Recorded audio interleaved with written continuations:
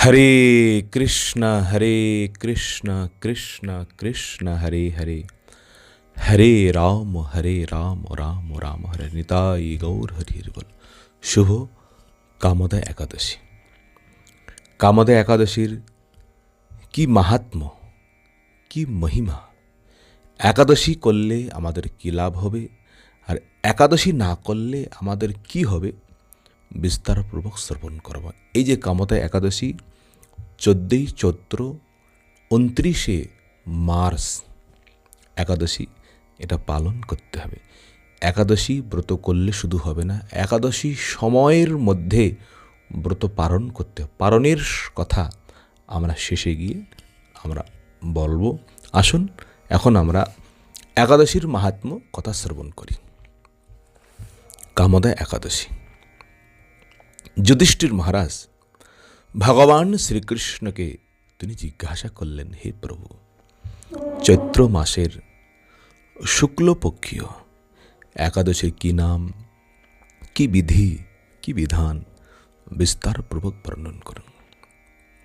ভগবান শ্রীকৃষ্ণ বললেন, হে রাজন, এই একাদশীর বিষয়ে পুরাতন এক ইতিহাস রয়েছেন। সেই ইতিহাসের কথা আমরা শ্রবণ করব। সেই কথা শ্রবণ করলেই একাদশীর মাহাত্ম্য আমরা শ্রবণ করতে পারব। এই ব্রত সম্বন্ধে বৈশিষ্ট্য ঋষি দিলীপের প্রশ্ন অনুসারে যে উত্তর দিয়েছিলেন সেই কথাই শ্রবণ করব। ঋষি বৈশিষ্ট্য বলিলেন, হে মহারাজ, চৈত্র মাসের শুক্লপক্ষীয় একাদশী, আর এই একাদশীর নাম হল কামদা একাদশী। আর এই কামদা একাদশী মহাপুণ্যতমা, আর সমস্ত অশুভকে ইনি নাশ করেন। ইনি হলেন সমস্ত পাপ বিনাশিনী আর মহাপুণ্যদায়িনী। যত পুণ্য রয়েছেন, যত শুভকর্ম রয়েছেন, এই একাদশী তিথি তিনি কেবল প্রদান করেন। তাহলে এই একাদশীর মাহাত্ম্য আমরা শ্রবণ করব। পূর্বকালে মনোরম নাগপুরে সুবর্ণ নির্মিত গৃহে মহাবিষধর সেখানে সেখানে বাস করতেন। নাগ মানে সর্প। তাদেরই বংশের মধ্যে, জাতির মধ্যে কিছু তারতম্য রয়েছেন। সেই নাগদের মধ্যে যিনি রাজা ছিলেন, সেই রাজার নাম হলেন পুণ্ডরিক রাজা। আর এই পুণ্ডরিক রাজার সবাই সেবা করতেন, গন্ধর্ব, কিন্নর, অপ্সরাগণ। আর সেই অপ্সরাগণের মধ্যে যিনি হলেন সর্বশ্রেষ্ঠা, আর তার নাম হলেন ললিতা। আর ললিতার পতির নাম ছিল ললিত। আর সেই পুরীর মধ্যে তারাও অবস্থান করতেন। তারাও বিশাল বৈভব ধন সম্পত্তি প্রাপ্ত করে ধন ধান্যে পরিপূর্ণ সেখানে বাস করতেন, রাজার সেবা করেন। একদিন রাজসভার মধ্যে ললিতার পতি ললিত তিনি গান করছিলেন। আর ওই গান করার সময়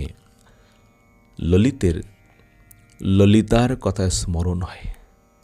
আর যখন স্ত্রীর কথা যখন স্মরণ হচ্ছিল, তখন বারবার গানের একটা তাল রয়েছে, একটা গানের একটা লয় রয়েছে, সেটা বারবার ভঙ্গ হচ্ছে। আর ওই সভায় কর্কট নামক এক সর্প সেখানে অবস্থা, অনেক সর্প। আর ইনি এই ললিতের মনের ভাব তিনি বুঝতে পেরেছেন। কারণটা কি? তখন ওই কর্কট নামক মহাসর্পটি তিনি পুণ্ডরিক রাজাকে এসে তিনি বিস্তারপূর্বক বললেন, এই আপনার সেবক এই ললিত গান করতে গিয়ে তালভঙ্গ হচ্ছে, ছন্দভঙ্গ হয়ে যাচ্ছে। তখন পুণ্ডরিক তিনি সঙ্গে সঙ্গে ক্রোধিত হয়ে, হে দুষ্ট, হে পাপাত্মা, যাও, তুমি এক্ষণেই তুমি রাক্ষস হয়ে যাও।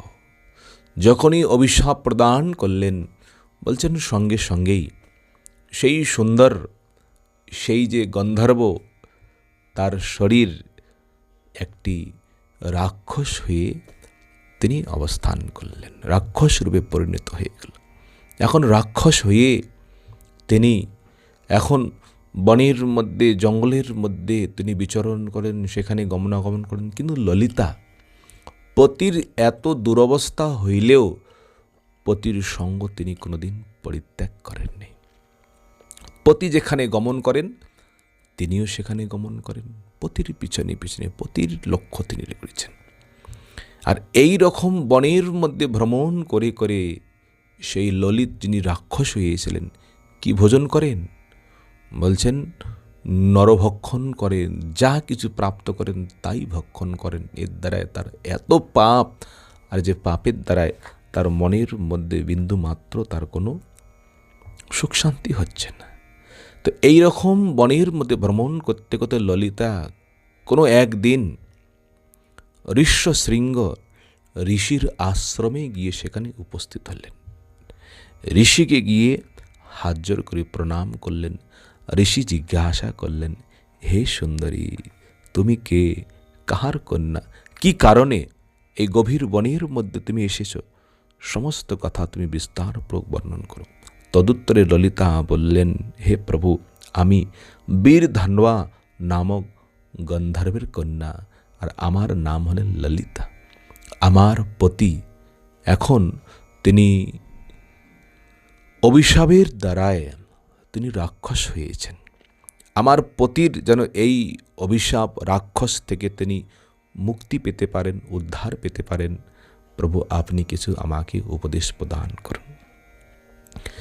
তখন ঋষি বলিলেন, হে সুন্দরী, চিন্তা করো না, চৈত্র মাসের শুক্লপক্ষীয় যে কামদা একাদশী, ওই তিথি তোমাকেই করতে হবে। কেন? তোমার পতি তো করতে পারবে না, তোমার পতি তো রাক্ষস। তোমাকে নিষ্ঠার সহিত, নিয়মের সহিত সেই ব্রত তুমি পালন করো। আর এই ব্রতের যে পুণ্য ফল তোমাকে কি করতে হবে? তোমার স্বামীকে অর্পণ করতে হবে। আর অর্পণ করলে তৎক্ষণাৎ তাহার সমস্ত পাপ নাশ হয়ে যাবে। তাহলে এখন মনে করুন আমাদের পরিবারের মধ্যে, সংসারের মধ্যে কারো এইরকম পতন হয়েছে, কেউ প্রেতাত্মা হয়েছেন, কারো এইরকম অপমৃত্যু হয়েছেন। বলছেন পরিবারের মধ্যেও কেউ যদি নিষ্ঠার সহিত, নিয়মের সহিত যথার্থ একাদশী করে দ্বাদশীর দিন সেই একাদশীর ফল তার নাম করে, গোত্র ইত্যাদি উচ্চারণ করে সংকল্পপূর্বক কেউ যদি দান করেন তার উদ্দেশ্যে, বলছেন তারও আত্মকল্যাণ হয়। বশিষ্ঠ ঋষি বলিলেন, হে মহারাজ, মুনির বাক্য শ্রবণ করে আনন্দ সহকারে কামদা একাদশীর দিনে তিনি নিয়ম নিষ্ঠার সহিত তিনি ব্রত পালন করলেন। পরের দিন ব্রাহ্মণ বাসুদেব নারায়ণের অগ্রে পতির উদ্ধারের নিমিত্ত তিনি ক্রন্দন করি করে তিনি বলেছিলেন, আমি যে সর্বপাপ হারা কামদা একাদশীর ব্রত পালন করিয়াছি, উহার সর্বপ্রকার ফল আমার পতির উদ্দেশ্যে আমি অর্পণ করলাম। এই পুণ্যের প্রভাবে তাহার রাক্ষসত্ব দূর হল। ললিতার পুণ্য ফল প্রদানের বাক্য উচ্চারণ করা মাত্রেই সেই স্থানে দণ্ডায়মান ললিত তিনি পাপশূন্য হয়ে তিনি দিব্য দেহ ধারণ করলেন। পূর্বে যেমন গন্ধর্ব ছিলেন, দেখুন কীরকম একাদশীর প্রভাব। তাহার রাক্ষসত্ব দূর হওয়ায় পুনরায় নিজ গন্ধর্ব দেহ পাইয়া রত্ন অলঙ্কার আদির দ্বারা বিভূষিত হইয়া দুজনেই দিব্য বিমানে আরোহণ করে তারা যেখানে আগমন এসেছিলেন সেখানেই গমন করলেন। তারা স্বর্গেই আরোহণ করলেন, দিব্য গন্ধর্বলোকে গমন করলেন। হে মহারাজ দিলীপ, এই ব্রত যত্ন সহকারে সকলের করণীয়। সেই ঋষি বলেছিলেন সবাইকে একাদশী করতে হয় 8 বৎসর হইতে 80 বৎসর পর্যন্ত, কি স্ত্রী কি পুরুষ, কি বালক কি বৃদ্ধা। মনুষ্যগণের হিতকামনায় এই ব্রত কথা আমি তোমার নিকটে বললাম। ঋষি বললেন লোকের মঙ্গলের জন্য। ইহা ব্রহ্মহত্যাদি পাপ বিনাশক এবং পিশাচত্ব মোশক। যারা ব্রহ্মহত্যা করেন, যত কিছু হত্যা রয়েছে, স্ত্রী হত্যা, ভ্রূণ হত্যা, পিতৃহত্যা, মাতৃহত্যা, গোহত্যা, বলছেন সমস্ত পাপ হইতে ইনি আমাদের উদ্ধার করেন, ইনি আমাদের মুক্তি প্রদান করেন। আর ইনি সব থেকে এনার মহিমা হলো, কারো যদি অধগতি হয়ে যায়, প্রেতজনী পিশাচজনী প্রাপ্ত করেন, বলছেন তাদের উদ্দেশ্য একাদশী করলে তাদেরও আত্মকল্যাণ হয়।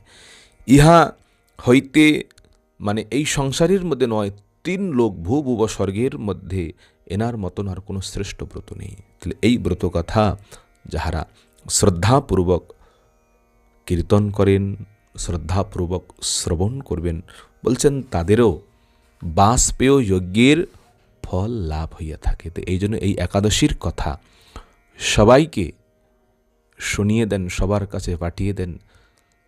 শ্রবণ করলেও সবার আত্মকল্যাণ হয়ে যাবে। বলুন হরে কৃষ্ণ কৃষ্ণ কৃষ্ণ হরে হরে, হরে রাম রাম রাম হরে হরে। আর এই একাদশীর পারণের সময়টুকু মনে রাখুন। পরের দিন মানে 15ই চৈত্র 30শে মার্চ সোমবার সূর্য উদয়ের পর 7:38 মধ্যেই কিন্তু একাদশীর ব্রত পালন করতে হবে। পালন মানে এই নয় উদর পূর্তি করে খেতে হবে, যে কোনো ভগবানের মহাপ্রসাদ একটি দানা হলেও মুখে প্রদান করবেন, এর দ্বারাই একাদশীর ব্রত ভঙ্গ হয়ে যাবে। যাদের কাছে এইরকম কোনো মহাপ্রসাদ নেই, এইরকম সেই রকম ব্যবস্থা নেই, যে কোনো একটি অন্নের দানা, শুধু অন্ন নয়, একটি চাউল মুখে দিলেও সেটা ব্রত ভঙ্গ হয়ে যায়। এই জন্য সময়ের ধ্যান রাখবেন। আর একাদশী সবাইকে করার জন্য একটু উৎসাহ করবেন, উপদেশ প্রদান করবেন, একাদশীর কথা সবার কাছে পাঠিয়ে দেন।